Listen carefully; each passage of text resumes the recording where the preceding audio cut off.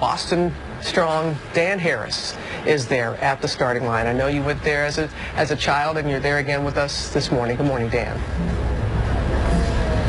That's exactly right, Robin. Good morning to you from the little town of Hopkinton, which traditionally has hosted the starting line for the Boston Marathon.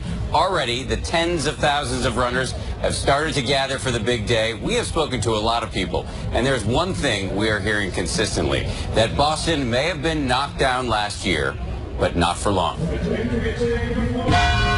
Beneath all the pre-race ceremony, including a tribute to the first responders at Fenway overnight and the annual blessing of the runners, beneath it all, a steely current of resolve. It's a symbolic gesture that we're not going to cower to the specter of terrorism. Last year, trauma surgeon Dr. David King ran the marathon, then heard about the attacks and went straight to Mass General Hospital to treat the wounded. He's running again today. Having such an intimate relationship and shared so many remarkable moments with my patients and not want to run for them to celebrate their recovery, I can't imagine not doing it.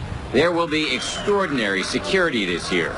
In a show of both faith and defiance, they're expecting 1 million spectators, double the average.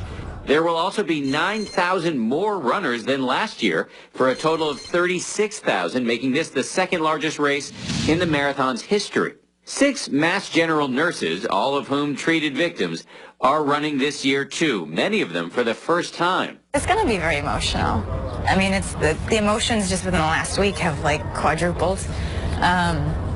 We're all really proud of each other for doing it.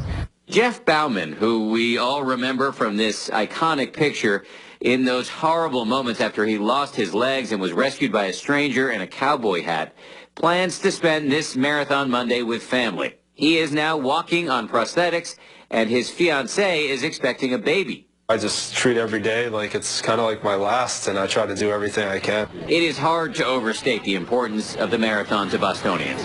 As a little boy, it went right by my house. My dad ran it many times.